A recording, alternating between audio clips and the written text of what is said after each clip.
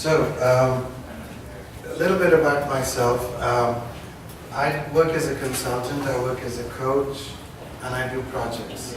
So those are my websites. So Reinvent Me is, if you want to find out more about coaching and some of the stuff, find it on that website.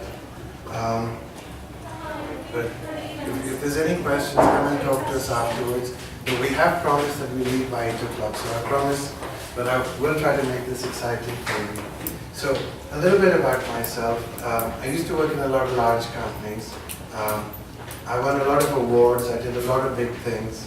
And there was a time in my life when those achievements were really important. But as I got older, I figured out that that wasn't the only thing that mattered, okay?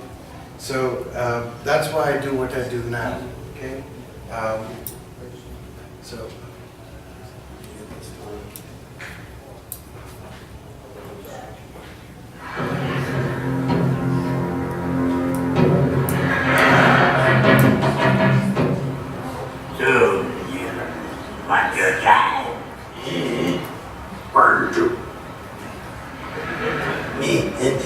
They have many hundred.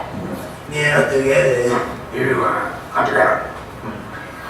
You take many again. They don't care, Harry. They have no time. I'm dead. Maybe get in. What do you mean, Doctor? That's not that. You need to do the thing. Demon. Demon. You have to do it. Me, you are talking about the fan. You too. We don't touch it, you talk. You just want it then. You got to see to me. Yeah.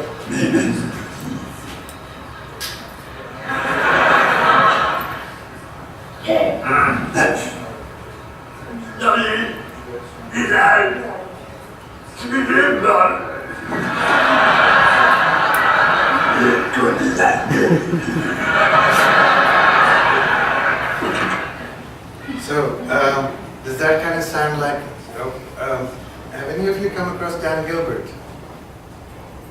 Okay. Dan Gilbert wrote a book, you should have a look at it, you'll enjoy it very much, called Stumbling Across Happiness. And one of the things that he talks about is that we don't know what we want. And usually what we tend to do is we figure out the next job will be happy and then we're not and then we move. Does that sound like a familiar story? All right.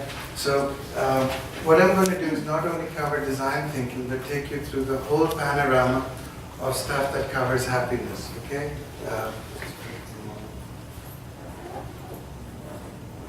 So another way to look at life is to see yourself as a star of your own film.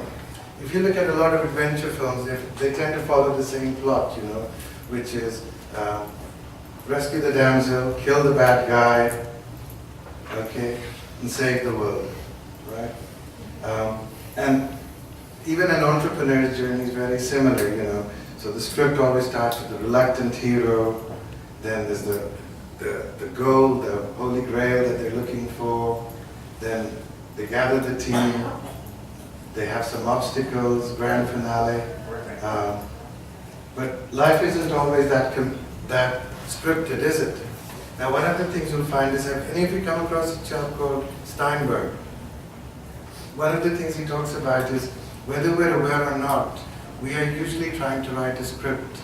So our love script, who our partner is, all of those tend to follow a particular script in your mind. Have you felt that at all? Yes? No?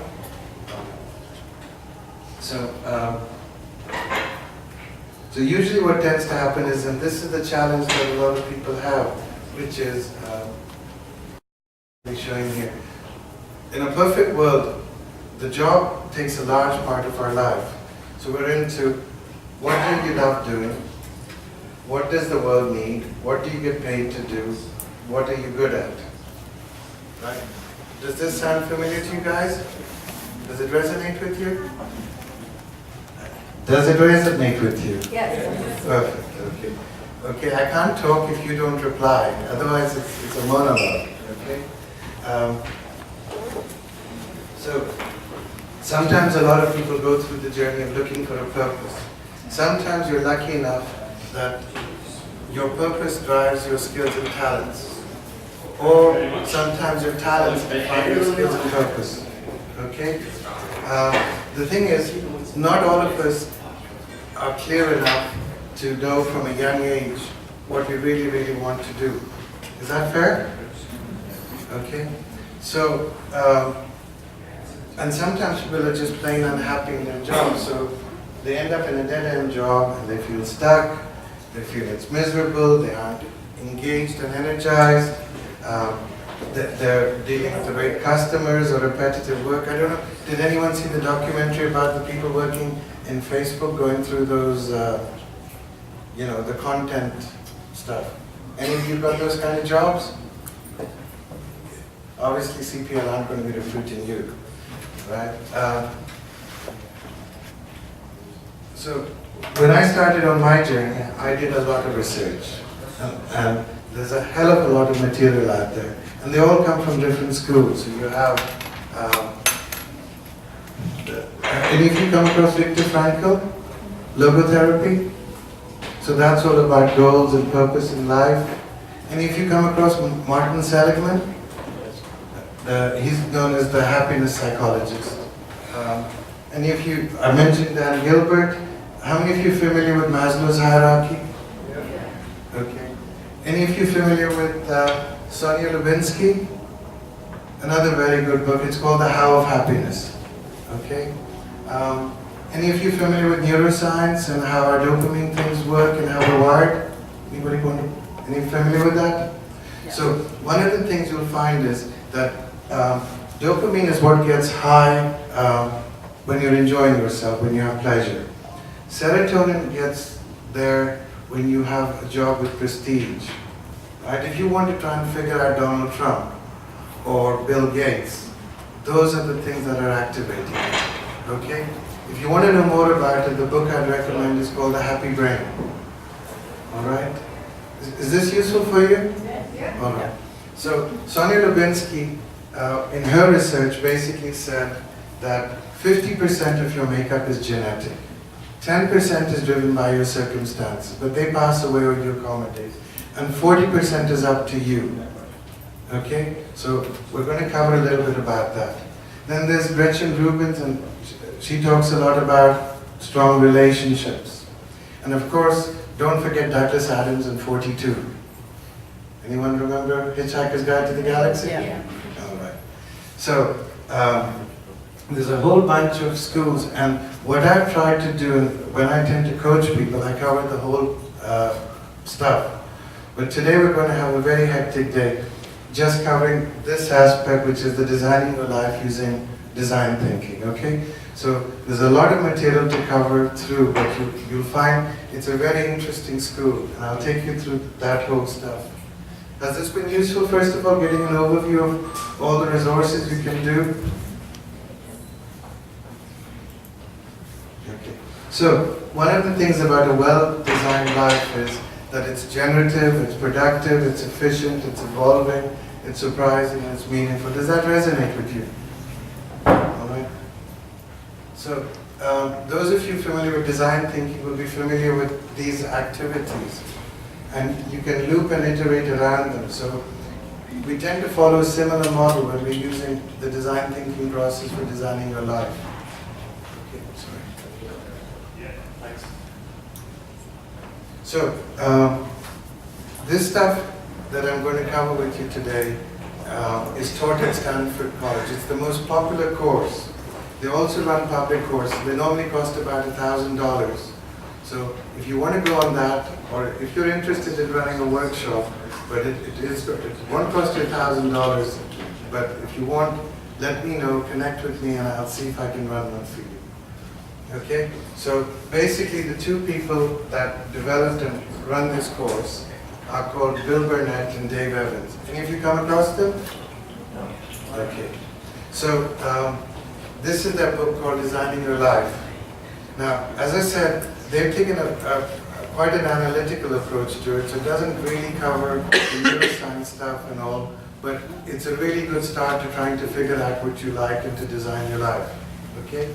So you can also look at their talk on Google Talks. So are these resources useful for you? Yes. Okay. So life design will help you become the you that you strive to be. There are 5 mindsets needed in order to do that. So the first one is curiosity. All right?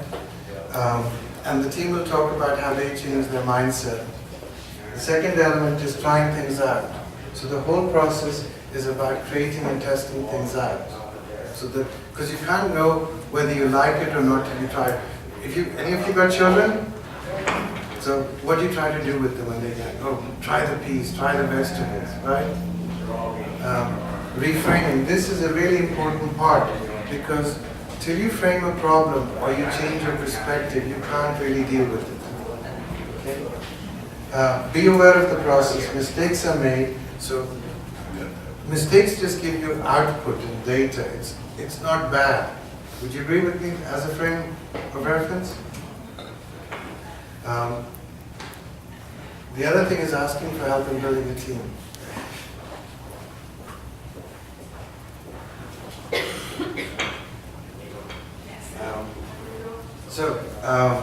To go back to the start, this is the long model of design thinking. How many of you have come across this? Okay, so if you want to change the world, change the way you see it. Mahatma Gandhi said that very well. So what you want to do is start with the problem. Okay, so any of you familiar with the empathy mindset? Okay, so really with empathy, what it's about trying to do, normally when you're doing product design, is putting yourself in the shoe of the users. So to empathize with yourself, you need to connect with yourself and understand your feelings, and that's what the journal and the log method allows you to do. Okay? So to reframe, what you have to do is you have to change your belief system. So a lot of us have belief systems that aren't productive. Okay? So a lot of people when they come out of college say your degree determines your future. Right? Well, the thing is, 3/4 of people end up working in subjects that are outside the subject they study. Right? I mean, who's the best example of studying outside the subject today? Anyone heard of a chap called Leo the Taoiseach? What did he train as? Doctor, right? So he's figured out he actually enjoyed being a politician, right? So the belief system, if you're successful, you're happy. Change the mindset to happiness comes from designing a life that works for you. Okay? So belief system, it's too late to design your life. A lot of people who go to the course are actually people who end up having worked in the corporate treadmill and are in their 50s and 60s and are trying to rediscover themselves. And if you just look at the audience here, we've got it across all ages. So the thing is, it's never too late to redesign your life. Would you agree with that? Yeah.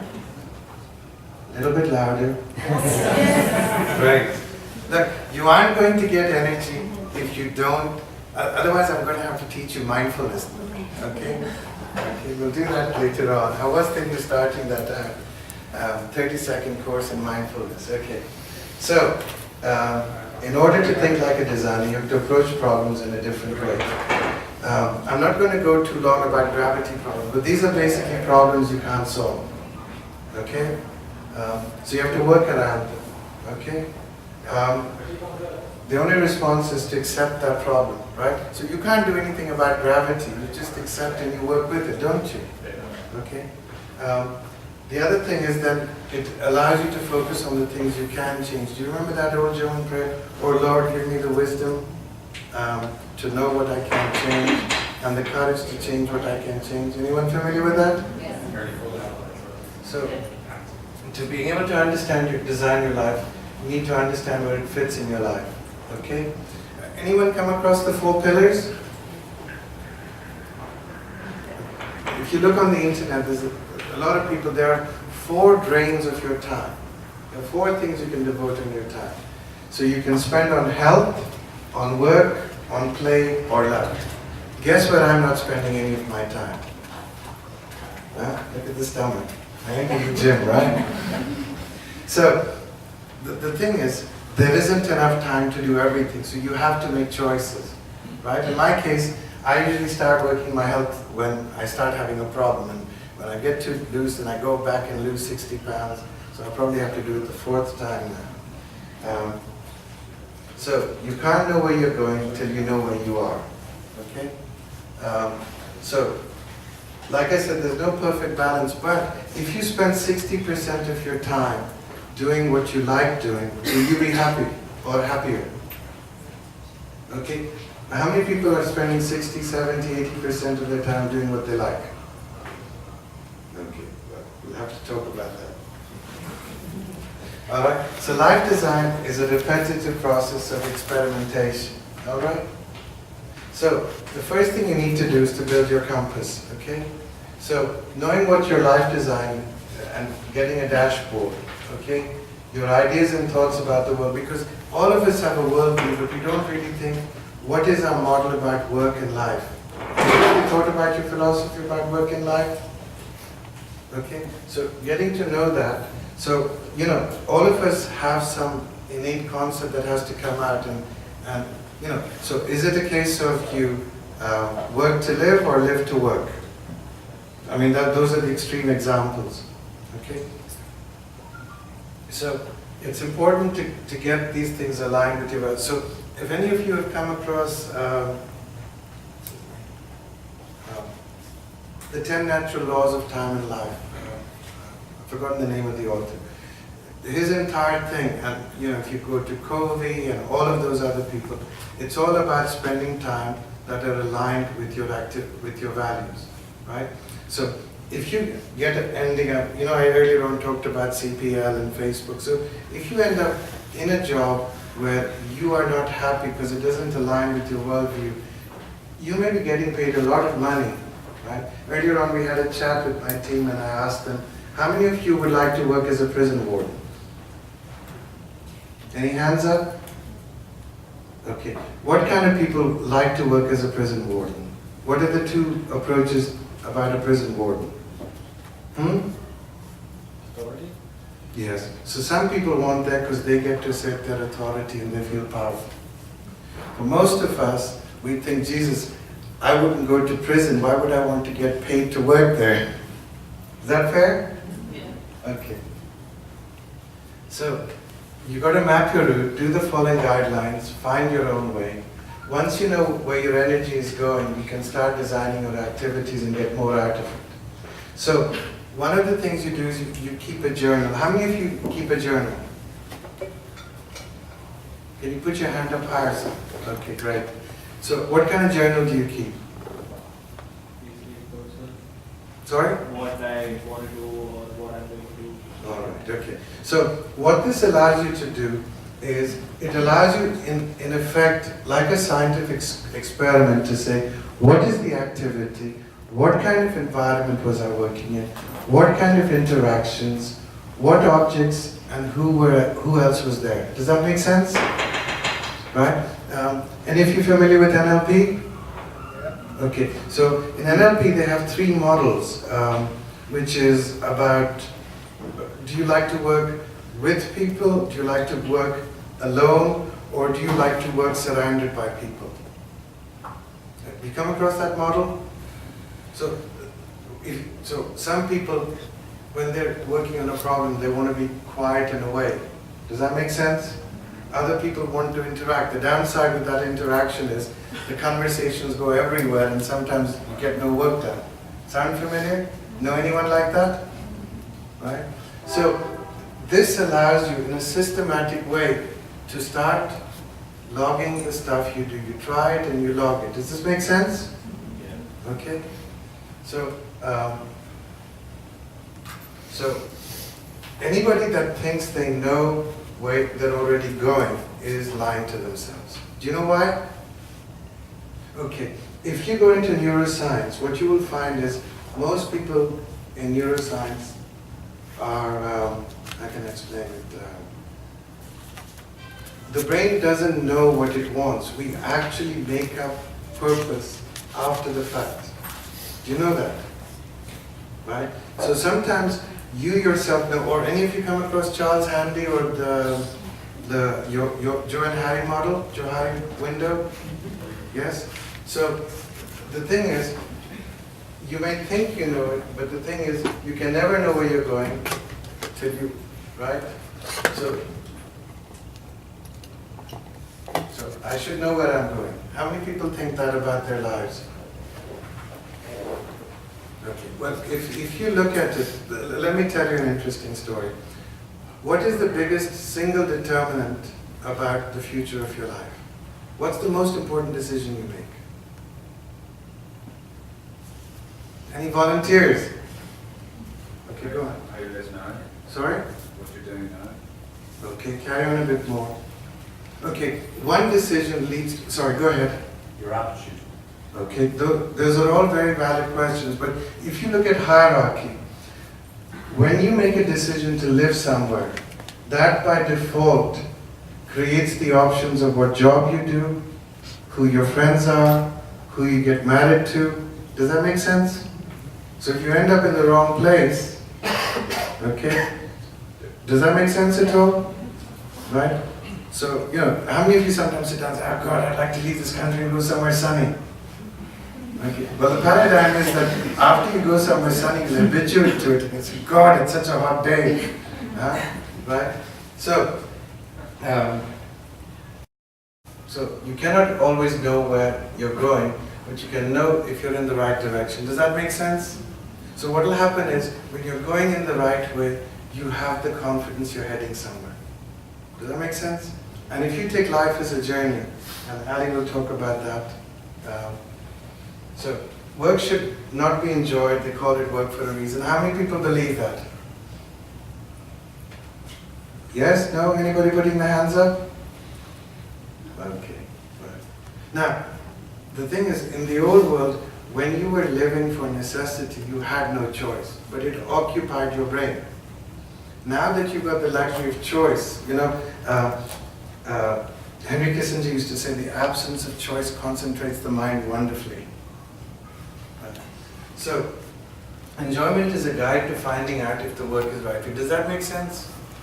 So, you know if you're doing it and you're enjoying it and you're in the flow, that you're in the right place. Does that make sense?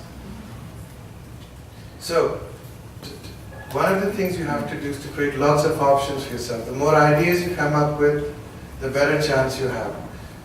One of the things you can do to explore your mind is to make a mind map around your activities. I haven't put one here, but I should have. My apologies for that already. So make a mind map and then start drawing it out. Does that make sense? How many of you are familiar with making mind maps? Okay. So, and once you start to do that, and the whole thing is to be creative, let the thoughts come out so you understand.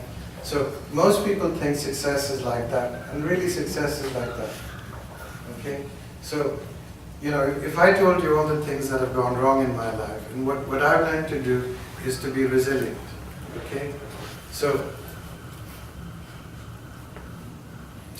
any of you come across a concept called an Odyssey plan? Yes? No? All right. So what an Odyssey plan is, you come up with 3 different versions of what your life would be. Okay? And after you come up with that, you can focus on one version, and if that isn't appropriate, you can go down to the next one. Right? Think about this as contingencies. Okay? So that the very fact that you create choices for yourself makes you feel empowered. It creates autonomy for you. Does that make sense? Right? Because one of the most important drivers for people is a sense of autonomy. Right? Who likes to be micromanaged? So, other beliefs, right? So, I'm never stuck up. I come up with ideas. I need to find the right idea. I need many ideas to explore. So, it's all about creating options. Okay? So, to prototype, you can visualize alternatives. Okay? One of the things that you can do is to shadow people. So if you think you're interested, connect with somebody and ask to shadow them. Okay? I did that very early in my career. Right? Because that's the best way for you to figure out whether you like it or not. Okay? So brainstorm in 3 steps. So frame a good, okay? So you're familiar with the judgmental brain and the creative brain? Okay? So one of the things to do is work in an open format, okay? So name and frame the outcomes. So count the ideas, group similar ideas. Any of you, if you've done sort of the design sprints, will be familiar with that. We throw lots of ideas and then you start putting them on a thing and you group them together. And that starts to give you a pattern. Okay? So, one of the things a lot of people do is they focus on job descriptions, okay? A job description does not really capture what it's like to work somewhere. How many of you believe that? Right? How many of you thought, God, that job description looks great, you end up in the company, it ain't what you thought it was going to be. Right? Okay. You're going to say something? Come on. That was in that position. All right, great. So, sometimes when you go and apply, there's a lot of phantom job lists, okay? So sometimes, job has to be posted so that some candidate can apply for it, but really they've already given the job to someone. All right? Sometimes, how many of you go and look at Glassdoor? Huh? Do you believe everything it says there? Okay. It's like any of these recommendation websites, half of them are probably done by the HR department of the company.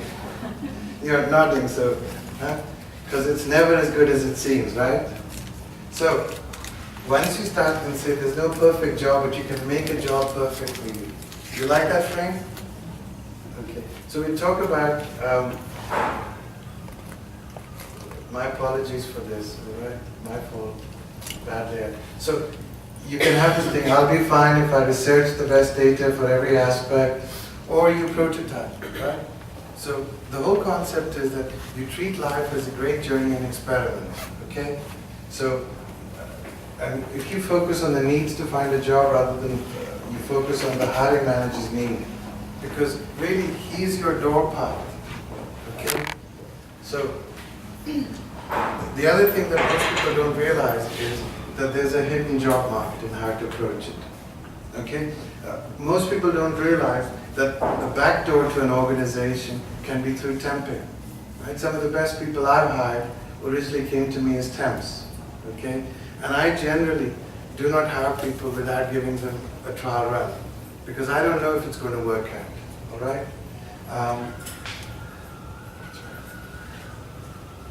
Minus.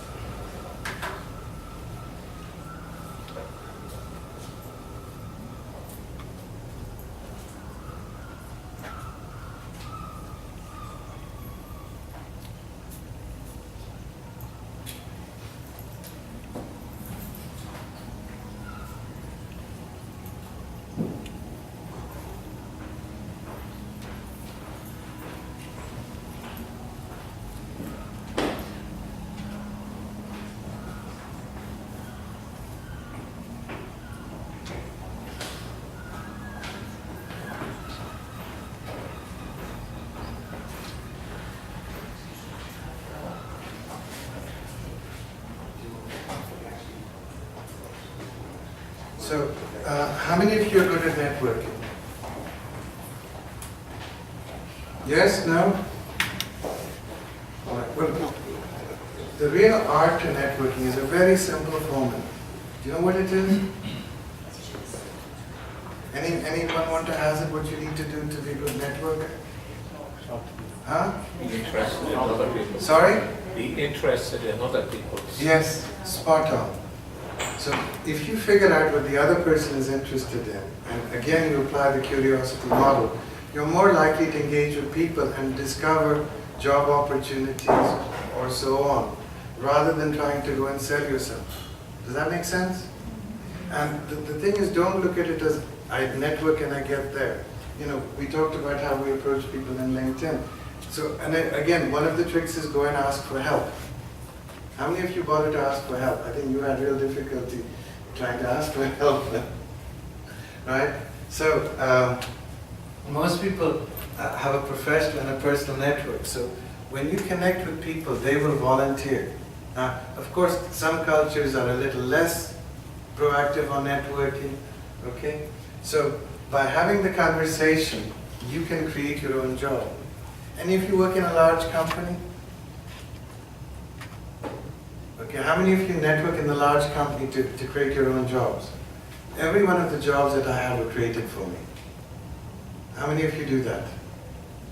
Huh?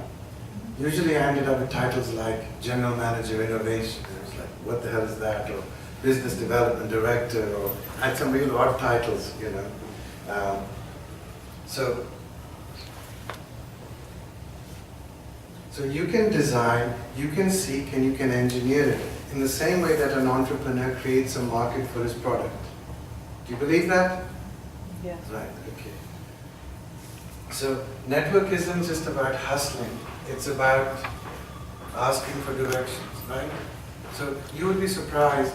So make it a habit every day, connect with somebody on LinkedIn, ask a friend, ask their advice what a job is like, right? Sometimes the easiest way to figure out a job is through the shadowing and asking what a job is like.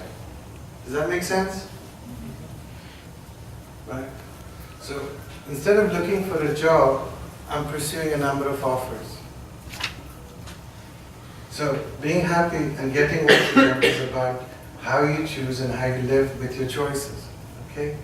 There are 4 steps. So gather and create options, narrow down the list, choose discerningly, and let go and move on. The team will talk a little bit more about it. So here are some more frames. I need to make the right choice in order to be happy, or there's no right choice, but there's a better choice. Because remember, if you're looking for the perfect choice, you'll be stuck in paralysis, right? But what you can do is that choice better than, like, do you know what the model of Tinder works like? Do you know why it's such an optimum decision-making model? Anybody want to volunteer? Right, because instead of having 50,000 things to look at, it just makes 2 comparisons. So which is better of the 2? Which is better of the 2? Which is better of the 2? Do you see? Yes, no, yes, no, yes, no. So either choose from 2 and drop 1, or yes, no, yes, no, yes, no. And you can soon trickle down. You could make a more complex analytical model, but you know, that'll work as well for you. Right? And you go by your gut feel. So happiness isn't about having it all, but it's letting go and or figuring out what you don't need. Okay? So we talked about failure, right? In NLP they sit down and say there's no such thing as failure, there are just outcomes. Anyone familiar with that expression? Okay? So like I said, what you'll find is when you go through all those different schools, there's always a degree of overlap. Okay? So embrace your flaws, and we'll talk about in the model how you analyze your flaws and improve. And it's a very powerful method which we'll cover in a while.